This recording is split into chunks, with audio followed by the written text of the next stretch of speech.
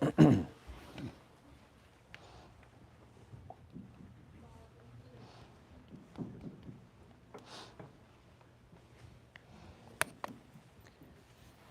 we have everyone just move up close? If there's any carpet in front of you, please fill it up just so we can make room for people who are coming in. We'll even out the rows when we stand to pray, inshallah.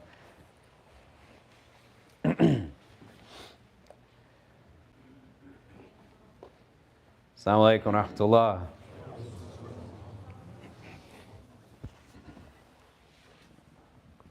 Allahu Akbar, Allahu Akbar. Allahu Akbar, Allahu Akbar. Ashhadu an la ilaha illallah. Ashhadu an la ilaha illallah.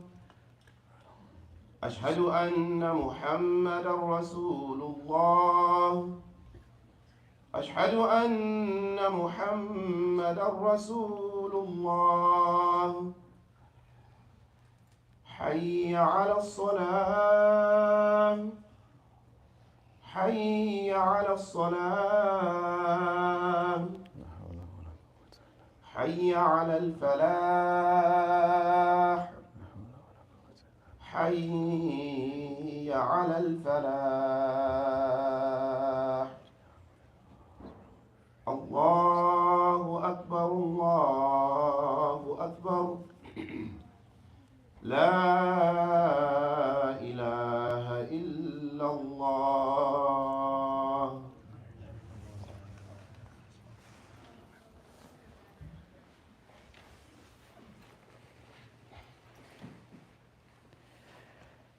أعوذ بالله من الشيطان الرجيم. بسم الله الرحمن الرحيم. الحمد لله رب العالمين. ولا حول ولا قوة إلا بالله العلي العظيم. والصلاة والسلام على أشرف الأنبياء والمرسلين وعلى آله وصحبه أجمعين.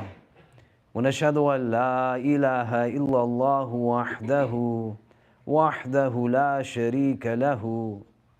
ونشهد أن سيدنا مولانا محمدًا عبده ورسوله.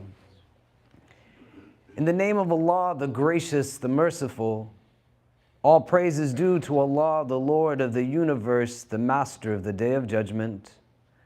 I bear witness and testimony to the oneness of Allah, to His magnificence, His omnipotence, His might, His glory, to His being the creator and sustainer of all things, the giver of life, the guider of hearts, the master of the day of judgment. And I bear witness to the fact that Muhammad ibn Abdullah sallallahu alayhi wasallam is a servant and final messenger. May the peace and blessings of Allah be upon him and upon all those who choose to tread in his path until the last day. There's a beautiful hadith in which the Prophet sallallahu alayhi wasallam illustrates to us a concept that's imperative for us to reflect on as we find ourselves at the advent of yet another blessed month of Ramadan. May Allah enable us to reach it and take benefit from it. In his particular hadith, the Prophet ﷺ, he speaks about two hungry wolves, he says. And he says, two hungry wolves roaming freely amongst a flock of sheep are less destructive to them than the greed of a man for wealth and high status are to his deen, to his religion. And you want to be able to really visualize the imagery within your head. The Prophet ﷺ is a shepherd. As part of his training, we are taught that prophets of God, they all played this role in shepherdry of sheep, enabling them to be in a place where their socialization and training through it helped them to lead in a different way.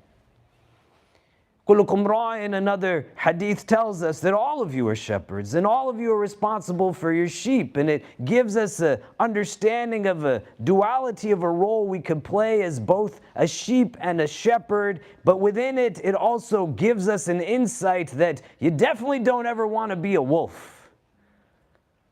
The predatorial nature is not something that we want to adopt. May Allah protect us from it. And so many other examples that can give us an insight to the utilization of this type of imagery. And in this hadith, the Prophet is saying, it's not just one, it's two hungry wolves. And they are roaming freely amongst a flock of sheep. And those two hungry predators amongst the prey, that they can just do whatever it is that they want to, they're less destructive to those innocent sheep than the greed of an individual for wealth and high status is to a person's deen. Can we have everybody move up, please? You can just come really close, fill up wherever the gaps are, and listen to our volunteers, because we got to fill a lot of people in this room so we can fill up the rooms downstairs as well. And that sense of recognition is important for us to understand, because there'll be a lot of different things that we can engage in at a rhetorical level, or even just at a place where we're touching the surface. And this is a challenge that exists for many of us today. We don't have an inaccessibility to information. We have an oversaturation of information and access to information. And it gets us to a place where the most apparent and surface level engagement is right there in front of us.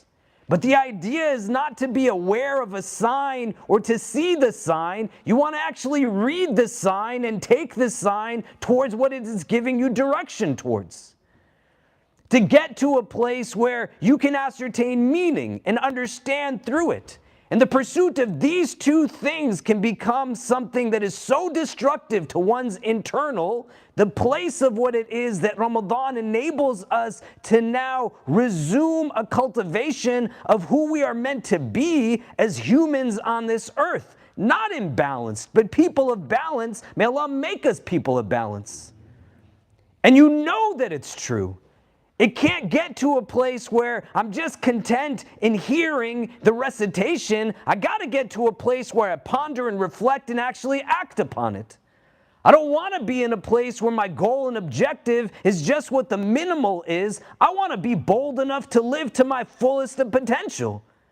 Everybody else doing wrong does not legitimize me from keeping myself from doing the right that I have the ability to do. And the desire for materialistic acquisition, some portion of the world, or a fear of losing some aspect of it, it drives us in so many ways, as does the desire to be known. And we have an even more nuanced challenge that it's not power that so many of us want to actually have in our grasp, but we have the malady in our hearts of just wanting to be close to power, as if that's going to give us some sense of belonging, when in fact all it's doing is diluting and watering down who we are inwardly and outwardly. One of the shorter chapters in the last juz of the Quran, Surah Al-Kawthar, it starts out, Al-Hakum Al-Takawthar, that you are distracted by the abundance, the worldly kind of materialistic things. They distract you, the acquisition of those things. And the world that you want to focus on, that I want to focus on, within the context of our preparation of Ramadan, is not the word takathur itself that refers to like all of the stuff that distracts us. But the word that precedes it, in this two-word verse, al-hakum, it diverts your attention. It distracts and takes hold of your entire being. What is that for you? What is the thing that is taking hold of your directionality, that doesn't make this qibla your focus point, but it lets the tyranny of the nafs be what it seeks to be, and it wants the nafs wants it to be the direction that you chase after. It wants to be your qibla. and the opportunity to reclaim a sense of balance, to get into a place where an imbalanced world that sometimes makes virtually no sense without a theology that we buy into of a world that's much bigger than this. Consumption, consumption, consumption. I'm going to eat and eat and eat, and even after I'm full, I'm going to still keep eating. I'm going to still keep going, even when I don't need it anymore. Israf is not the way of us, a foolish extravagance that has us just running down the drain everything that it is for the pursuit of what? What's different from us and other animals is we've been endowed with a capacity to actually hold back. The two hungry wolves, they might go crazy, but they're still just animals at the end of the day. You're supposed to be different than that beast. And with a conscious exertion, you are in control of yourself. And you bring back yourself to a state of recognition of what potential capacity is and what does balance actually mean for people like you and I. I want to read to you something that was published publicly in two newspapers, The Independent and The New York Times. The story of a young girl by the name of Hira Anwar, who's from New York City, 14 years of age. Hira Anwar was like most other teenagers growing up in New York. She was sweet, she used social media, she went to the mall, she hung out with friends, but only outside of class. However, the typical 14-year-old American garnered international headlines for all the wrong reasons. She went with relatives to Pakistan on what she thought was a vacation. There, her father, Anwar al-Haq, and her uncle plotted and executed her in the middle of a street in a tiny town, local police said. They called it an honor killing. This happens in our proximity.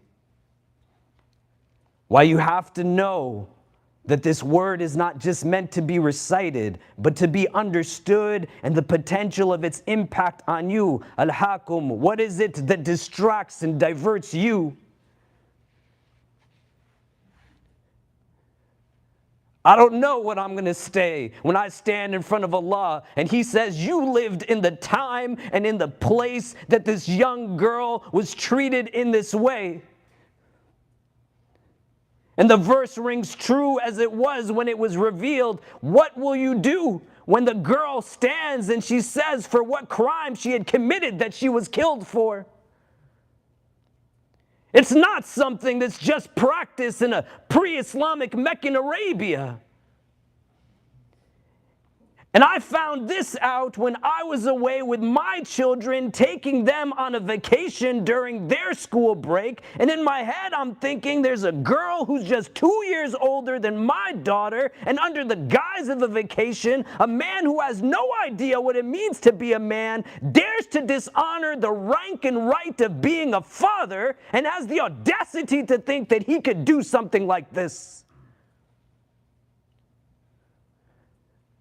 But what are we supposed to do then after? And that's why this community has to be different. To not hear a story that is a reality that plagues numerous people every day.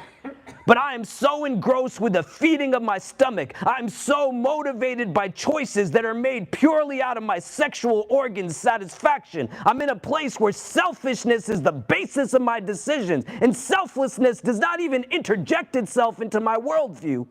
I have fed off of whatever it is that a society that has never weaned itself off of its childhood nafs has put into my psyche of what success means. Who fundamentally cares how much money you have made when there are children that are in our communities that are dying?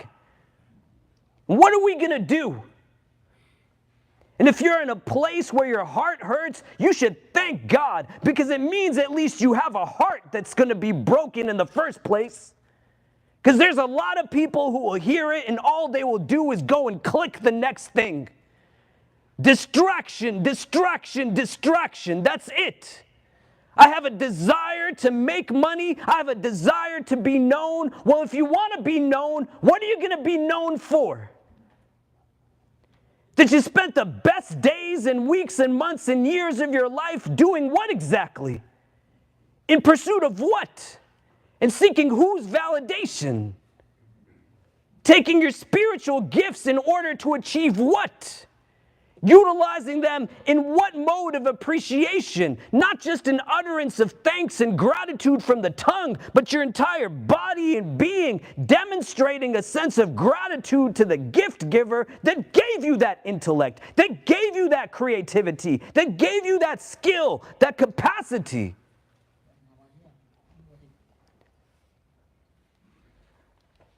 I don't want to be in a place where anybody else's story goes in vain. And if you treat this coming Ramadan from any minute of it in a way that is just about the fulfillment of egocentric needs and desires, you are hurting yourself and you are hurting the rest of us. And balance is not just about how do I balance myself, but when somebody else does wrong, we have to balance that wrongness out with that much more righteousness that comes from us. There are sick people in the world. Do not allow for yourself to be in a place where you say, just because I would never do that, that I am not then thinking about, well, what do I still do in response? And at some point, it's got to come from a place where the synthesizing is from the heart, not from any other place. It's not to intellectualize other people's struggles. Just with real love, real mahabbah, you wake up and you say, I'm going to break past the physicality of the fast. And I'm going to get to a place where I don't want to have a baby nafs inside of me anymore. I don't want to be a child living in an adult body. I want to be adult inward and outward. I'm going to remember who my teacher is, sallallahu alaihi wasallam. And I'm going to get to a place where regardless of what the masses are doing around me, I will refine myself spiritually inward and out, knowing that the metric of assessment is going to be about a dignified character that I wear as a cloak of a believer, not letting anybody else tell me that my goodness is only when I'm dressed in what they think I should be dressed in. I'm going to be enriched. And that's what Ramadan can do if you let it. Get to a place where you hear something like this and you are not broken in a way that enables you to do nothing, but then has the courage to think with the mind Allah gave you and said, hey man, what are we going to do so that nonsense like this does not happen anymore?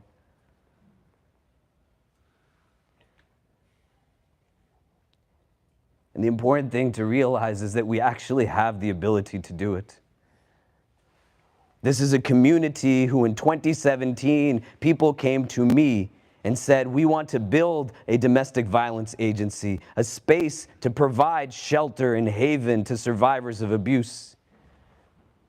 And we ideated and we thought about it. And then in 2019, we launched a campaign for it. And what I thought would take 6 months and a year to raise $700,000 to purchase and renovate a building to become a shelter for women and children. In a week and a half, from over 9,000 unique donors, we raised $1 million. And there's a shelter that this community supports, that we will raise money for this Ramadan, that has women and children living in it right now that have escaped from the difficulty and the hardships of being in a place of abuse.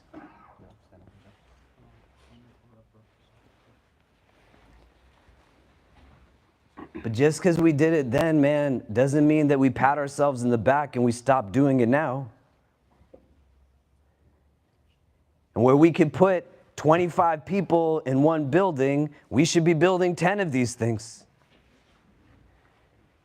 You all who are young people in this community, when you go back to your places, you all who work in this city and you come here for Jummah and you're going to be going and praying elsewhere, you take the realities of the narratives that we share and you go and you spread these things to other places so that in every city of every state of this country, there shouldn't be a Muslim community that is not providing food to the people who have nothing to eat. They're not in a place where they are without personnel that are able to meet the mental health needs. They're not in a place where there's no clinics for people. You know how many of you are studying to be doctors? And you know how many generations of doctors we have in the Muslim community in the United States of America? And you know how many Muslim-run hospitals we have in comparison? How many Muslim-run free clinics we have in comparison? Let this Ramadan be something that breaks you out of a survival mode, where you are in a place where you are feeling grateful for people who are giving you what you are entitled to in the first place, thanking you for giving you crumbs of what it is that you actually deserve.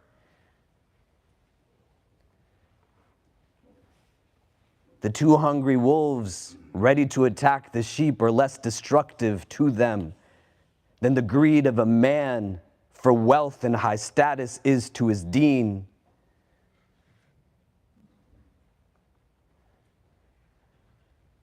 The false realities of the world, they divert you. Al-Hakum, what is your distraction? And how will you reclaim capacity of your heart this Ramadan? So you don't think that success is just rooted in what whiteness tells you success is. You get to a place generationally where you break away now from the psychological hold that is there. How can a man who practices a claim to this religion, where we have hadith that tell us that if you are a father and you have 3 daughters, you have 2 daughters, you treat them well and you are going to be given Jannah, and he is in a place where he thinks somehow that that is an okay behavior that he has rationalized in some way.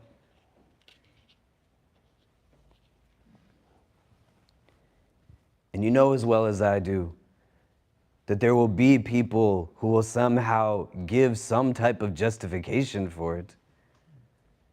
Just like they will ask the question when a father dishonors the right of the child and abuses them, dishonors the right of a spouse and abuses them, of, well, what did they do that he did that to them? Nobody does anything that allows for you to hit them and abuse them. There's never a justification or validation for that. And the animalistic tendencies that are meant to now be put into subjugation from the gift of Ramadan, that is not just a madrasa about how you can limit yourself from food, but as an entry point, it now comes a school of morality and ethics that enables me to say, why do I tread on the earth in the ways that I do? What am I chasing after? Some of you, it's going to be your first Ramadan. May Allah make it easy for you. Some of you, you've been doing this thing, man, for longer than some people have been alive in this world, in this room with you. Be honest with an air of love that reflects inwardly. Are you living your life right now the way a Muslim who embraces Tawheed, that has experienced as many Ramadans as you have, would be living their life had it been embraced in the way that it could be? And if the answer is no, you can't go and shackle yourself to a past you can't change, but you learn from it and you think about what is it that's going to need to happen in order for me to take this thing a little seriously and determine that I'm going to buy into what it says and not just pieces and parts of it that are convenient for me. It's got to be different. And it has to be with an air of love this time around. A love for others that will yield the healthiest love back for you and yourself. Because there is no healthier love other than a love that is rooted in a selflessness that dignifies the humanity of those that we share spaces with, regardless of what they have in common with us or not. Our tradition teaches us that a gateway to paralysis and stagnation, and a gateway to being in a place where we have fear because we are engrossed and stuck in the dunya, is when we get to a place of deeming success to be the acquisition of more than we actually need. And if you think you've made it because your bank account has this many more zeros, or that's the pursuit of what you think will give you stability and security, I can tell you it's not going to be the source of security. That's not where contentment comes from. And I can put you in front of poor people and rich people who have contentment, and it has nothing to do with how much of the wealth of the world they have. They might get comfort from something, but it can breed now more anxiety. Al-Hakum, what's distracting you? Be bold enough to ask the question. What diverts your attention? What's keeping you away from the path that you know is about yielding the best and the ultimate contentment in the world beyond this one? And in order to achieve what? How do we have Muslims that live in the world that are still engaged in the atrocities that they engage in, when they are seeing firsthand the imagery that we see of people waking up willfully bombing babies to death? How?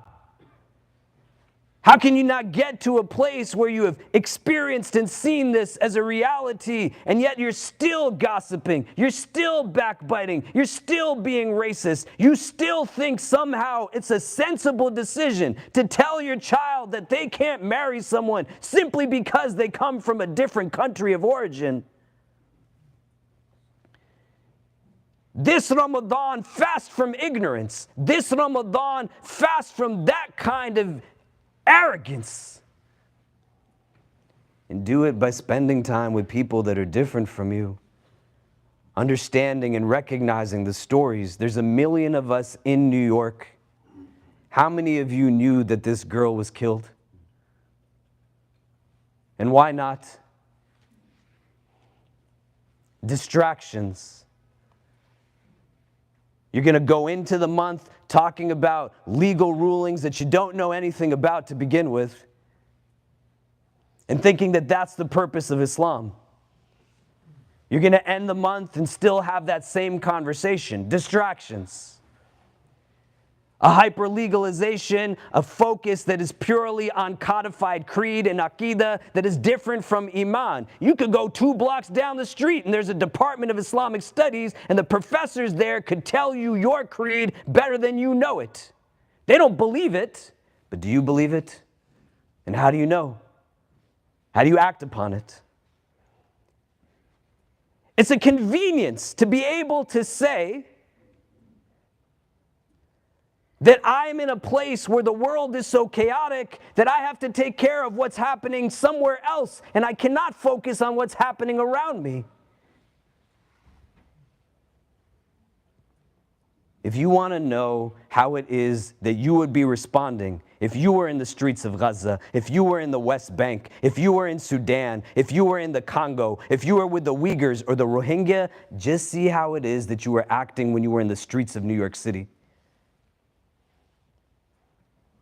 And it would tell you what you would exactly be doing if you were someplace else. Is that who you want to be, man? If the answer is no, then stop living the life that they are designing for you. Break free of these systems that were built to hold you down in the first place, and let your liberation be rooted not in a subservience to any part of God's creation, but let this Ramadan be purely about you reclaiming the honorific title of being an abd of Allah.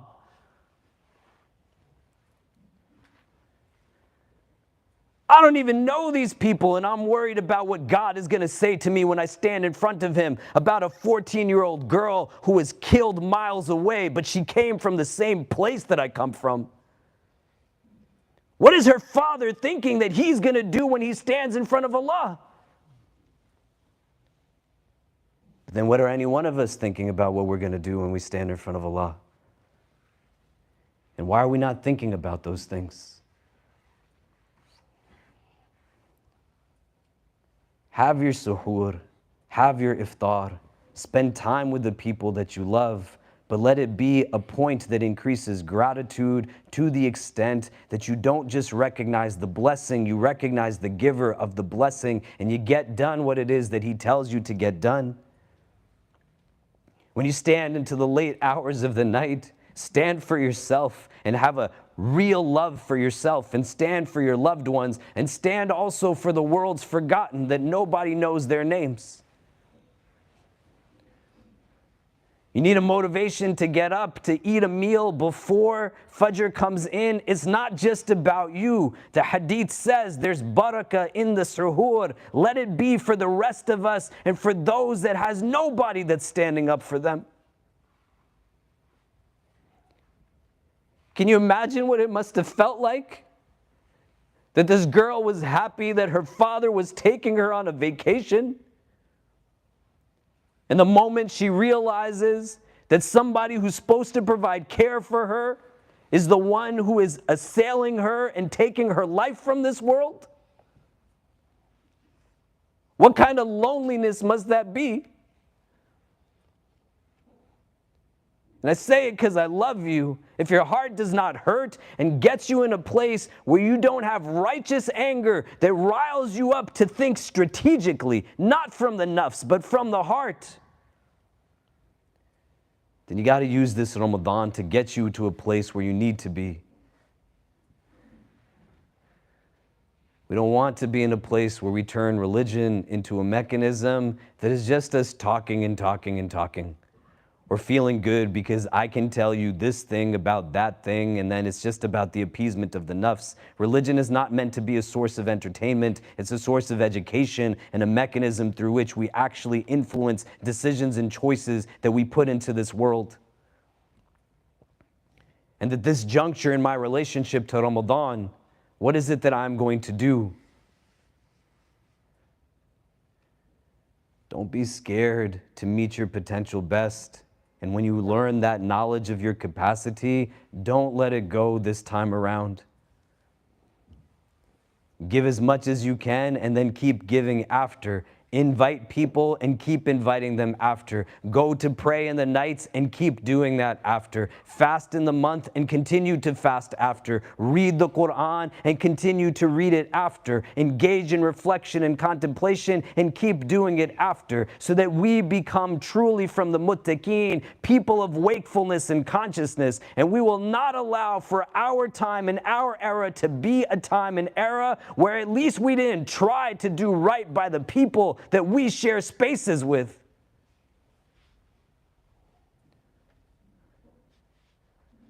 We're going to, this coming Ramadan, raise funds for our sisters and brothers in Gaza. May Allah make it easy for them.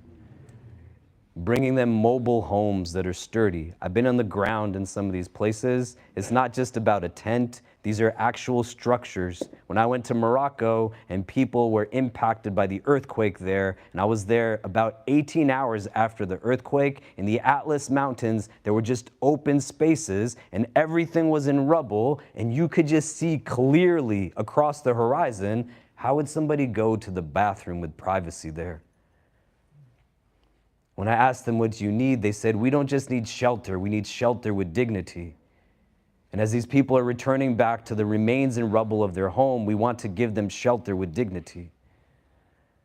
We're going to do a campaign that provides support to the mothers of Gaza, maternal centers, hygiene products. That campaign is going to be supported by the Bill Gates Foundation. For every $3, they're going to match $1. So if we raise $3 million, they'll give $1 million. For the Ida camp in the West Bank that we have a relationship with, and during Ramadan, our brother Anas, who was abducted by soldiers on his way back home from Ramallah in November of 2023 and was held for no reason for 6 months away from his infant child and his wife. He'll be joining us towards the end of Ramadan to share with us a little bit about what things are like for them there. You should be in the room when he comes. We're going to do relief work for our sisters and brothers in Sudan to assist them in their times of needs. We're going to provide suhoor and iftar to the migrants, 40,000 of them. Last year we provided to 30,000. I stood in this spot right before we prayed Tarawih. Somebody said they don't have food. 12 hours later, this community raised what they needed to feed all of those people, 30,000 meals. And I'm so proud of all of you. But that means this year we got to act like we've been here before. And there's that many more people who need that much more support. We're going to raise funds for our sisters and children, our young baby sisters and brothers who are survivors of abuse. We're going to raise funds with the Zakat Fund in New York City to support local families in need in our community who don't have anything. And last year, we had 48,000 people contribute $4.8 million towards the campaigns we raised. And that's not one person writing $1 million check, but it's thousands of people giving with love from here. I don't know how to bring that little girl back, but I know out of respect and dignity for her, I'm going to do whatever I can to make sure that as many little girls as possible who need a way out from the hell of a house that's anything but a home, that we're going to do for them what we can. And when all of us come together and do it well, you'll be shocked at what it is that we can achieve, man. And it starts from the spiritual exercise. Fast inwardly and outwardly, and let it be something that you actually let transform your heart. Pray in the nights and pray as if you have never prayed before. If you can't come into the spaces because of your work-life schedule, don't let shaitan get you in the last hours before he is chained. You can still do it at home. 2 rakahs, 4 rakahs. You sit down for a minute and make some dua. Just do something. But you shift the vantage point and don't think about it in terms of incapacity. Think about it in terms of capacity. And inshallah ta'ala, Allah Azza wa Jal will make us and this community and the Muslims of this city a balancing force that brings some sense of light and some sense of just understanding to people who are waiting and wondering, does anybody even know what it is that I'm going through? We'll continue to do together what it is that we have the ability to. But it starts with every single heart that is blessed and privileged to be here on this Mubarak day of Jummah, setting an intentionality from these hours before the sun sets and we enter into that blessed month. Let a part of your intention be in a place where you understand it's the time for Muslims right now to engage in a selfless mode of worship.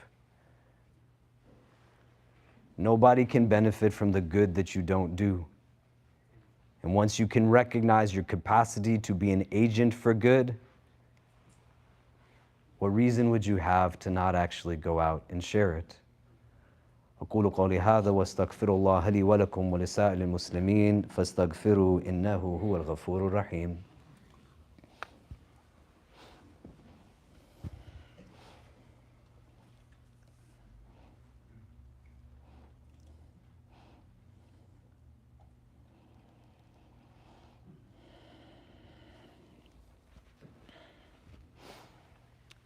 إن الحمد لله نحمده ونستعينه ونستغفره ونؤمن به ونتوكل عليه ونعوذ بالله من شرور أنفسنا ومن سيئات أعمالنا من يهده الله تعالى فلا مضل له ومن يضلل فلا هادي له ونشهد أن لا إله إلا الله وحده لا شريك له ونشهد أن سيدنا مولانا محمدا عبده ورسوله. Inshallah ta'ala, Allah Azza wa Jal in His mercy, His rahmah, His love, His mawaddah will enable each one of us to reach this month of Ramadan. Allow for yourself to visualize at the end of the month, what does success look like for you? What are you going to be celebrating on that day of Eid individually? And what are we going to be celebrating when we stand 7,000, 8,000 strong in Washington Square Park on our holiday? What are we going to be celebrating together as a community? When you come here to break fast, come with kindness, come with understanding. Have the assumption that the people who are sitting around you, everybody's got some kind of heaviness that they're holding. How will you be a source of light and comfort for them, and definitely not something that adds to the burden and heaviness? When you have the opportunity to choose with a sense of what is not just in terms of temporary gain, but be bold enough to be somebody who actually aspires to be from the warithun of Jannah. May Allah make us the inheritors of His paradise. And think about what it means to exist eternally and what you want that eternal existence to actually be like for you. Allow for the presence of the akhirah to come front of mind, to influence consciousness and wakefulness as you choose choices and make decisions. And the idea isn't that you want this Ramadan to be different because previous ones were not good. Even if those were great, we have to be open to adaptability and change. This is a characteristic of the believer. May Allah make us from the strongest of the mu'mineen. And the time and the urgency of what is taking place right now requires as a remedy for Muslims to no longer hold back on the riches that we have access to through our tradition, to act upon them, to engage in them, and to do what's right simply because it's the right thing to do. Not as a PR campaign. Islam is good. You don't need to go and prove it to anybody that it's good. And anybody who makes you think that you have to prove that you being Muslim is good is probably somebody that you don't really need to care about what they think about you in the first place.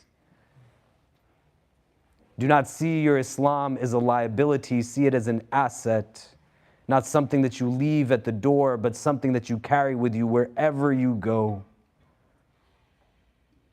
And allow for yourself to make a determination that in whatever circumstance you find yourself in, a 9 to 5 that keeps you from doing certain things, overnight shifts that don't allow for you to be in the mosque, families that are not Muslim who don't understand where you're coming from, age and health conditions that prevent you from fasting, all kinds of things that might make the circumstance not something. Choose not to see it in a way for what it cannot be, but choose to see it for what it is, that it still has the potential to offer. And there will be for each one of us gain at our fingertips within every circumstance we find ourselves in. You just have to start looking at it from in here and allowing for yourself to be transformed through this gift that is Ramadan. Inna Allah wa malaikatahu yusalluna ala nabi ya ayyuhalladhina amanu sallu alayhi wa sallimu taslima. Allahumma salli wa sallim wa barik ala Sayyidina Muhammad fil awwalin wa fil akhirin. Allahumma salli wa sallim wa barik ala Sayyidina Muhammad وعلى آله وصحبه وبارك وسلم يا أرحم الراحمين. اللهم إنك عفو كريم تحب العفو فاعف عنا. يا مقلب القلوب ثبت قلوبنا على دينك. اللهم اجعلنا من المخلصين. اللهم اجعلنا من المخلصين. اللهم اجعلنا من المخلصين. We begin this supplication in your name, Ya Allah, and beseech you to send your choicest salutations upon your most beloved sallallahu ta'ala alayhi wa sallam.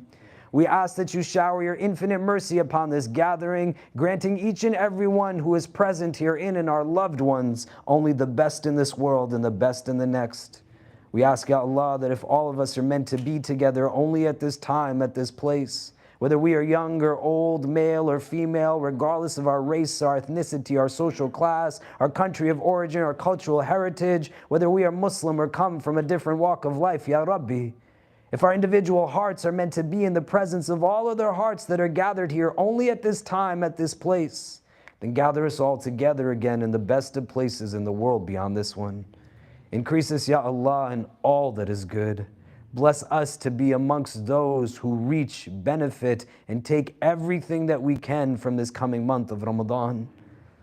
Allow for us to take advantage of every day and every night, not in a way where we are chasing after somebody else's experiences, but within the realities that you in your wisdom have put us in, to still see the openings that are in front of us, to not compare to others and say that I wish I could be where they might be, but to find appreciation for where it is that we exactly are, and to allow for ourselves to take those moments to inform where it is that we have the potential of ending up.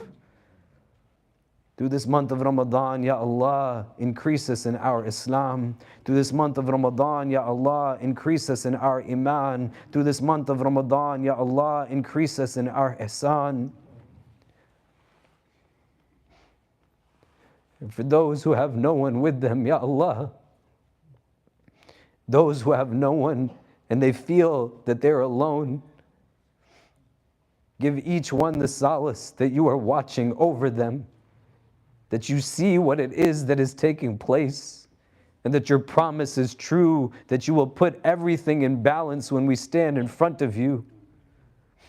We ask for ease on that day for ourselves, Ya Allah. And we ask that you make us a means of ease for your creation in this world, so that perhaps through that we might find ease for ourselves in the world beyond this one.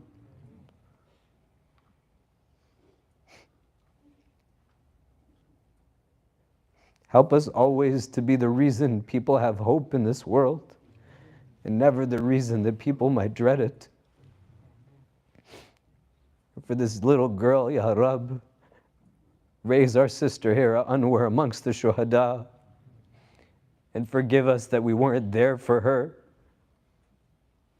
and give us the strength to ensure that no one else will be in a similar place, especially due to a lack of trying on our parts.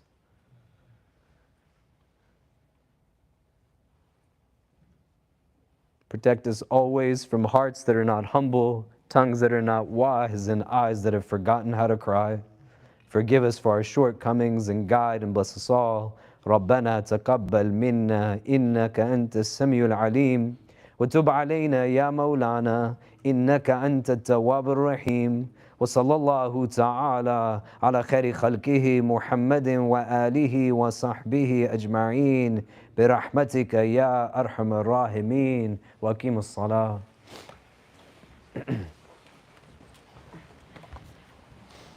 I'll lead the prayer. Allahu Akbar, Allahu Akbar, Allahu Akbar, Allahu Akbar. Ashhadu an la ilaha illallah, ashhadu an la ilaha illallah. Ashhadu anna Muhammadan Rasulullah, ashhadu anna Muhammadan Rasulullah. Hayya ala salati, hayya ala salah, hayya ala al-falahi, hayya ala al-falah.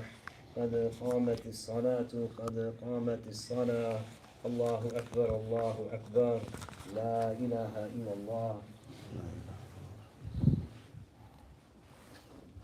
Straighten the lines, shoulder to shoulder, fill in all the gaps.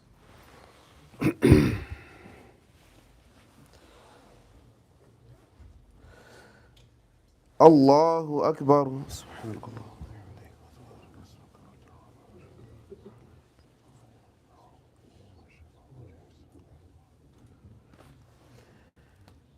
الحمد لله رب العالمين الرحمن الرحيم مالك يوم الدين إياك نعبد وإياك نستعين اهدنا الصراط المستقيم صراط الذين أنعمت عليهم غير المغضوب عليهم ولا الضالين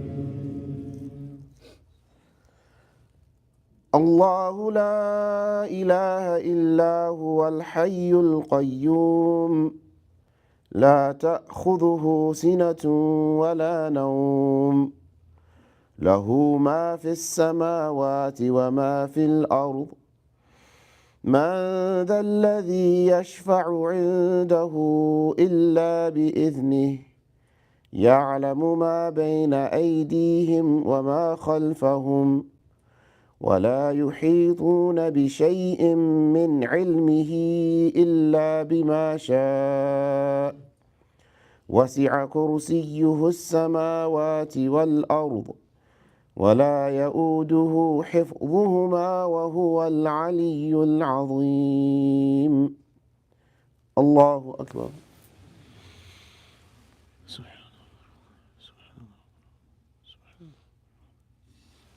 سمع الله لمن حمده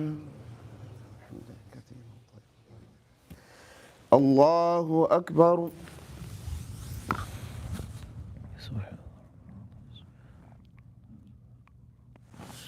الله أكبر الله أكبر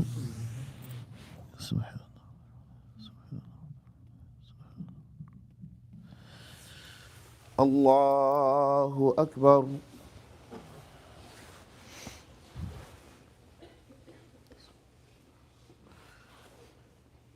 الحمد لله رب العالمين الرحمن الرحيم مالك يوم الدين إياك نعبد وإياك نستعين اهدنا الصراط المستقيم صراط الذين أنعمت عليهم غير المغضوب عليهم ولا الضالين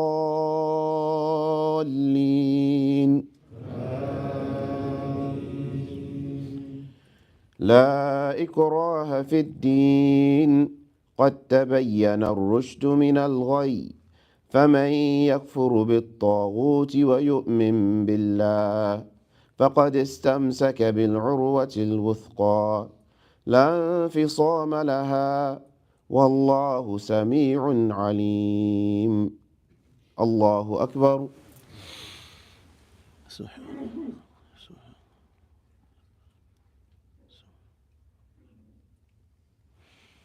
سمع الله لمن حمده الله أكبر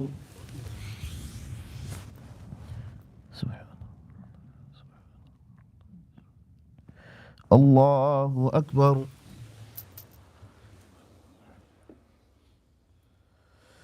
الله أكبر سبحان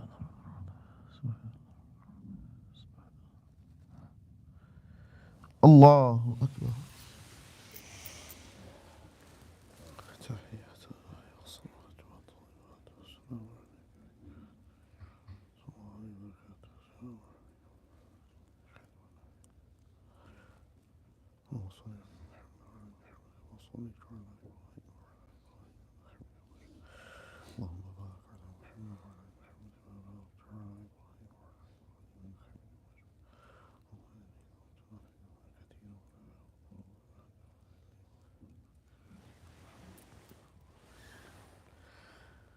السلام عليكم ورحمة الله السلام عليكم ورحمة الله استغفر الله السلام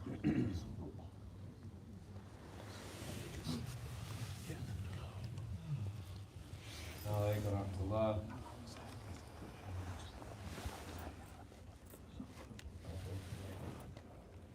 Just a few announcements. Inshallah, we'll be sending out a more formal announcement in a little bit, but the Islamic Center, following the Fiqh Council of North America, is going to be observing the first day of fasting for Ramadan tomorrow. We'll be beginning Salat al-Tarawih here tonight. It's going to be not in this room for tonight, but the 10th floor of the building next door. Isha prayers are going to come in right around 7 p.m. shortly after, and then we'll pray 20 rak'ah for Tarawih there. And we'll start having iftars from tomorrow, inshallah, throughout the duration of the month. along with all of our regular Ramadan program. Brother Ismail, who's been leading for us for more than a decade and a half, mashallah, will be leading again, along with a couple of others. Make special dua for them. Allah grants them strength and ease as they lead our community in these prayers and these blessed nights of Ramadan. We have a few people who are going to be taking their shahada after we're done with our prayers. If you can stick around for that, we appreciate it. And information on our Ramadan program in its entirety is on our website, icnyu.org/Ramadan, as well as on our social media channels, so look out for those as well. We need volunteers and others to help make things happen. And the charity campaigns that I discussed during the khutbah, we'll also be sending out to our email list and social media, so whatever we can do to help promote those, we'd appreciate it, inshallah.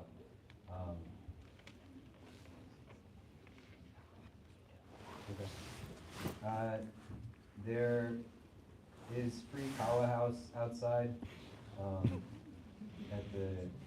near the elevators, I guess. I'm not sure, but if you want some free kawa house, there's kawa house outside. But I don't know.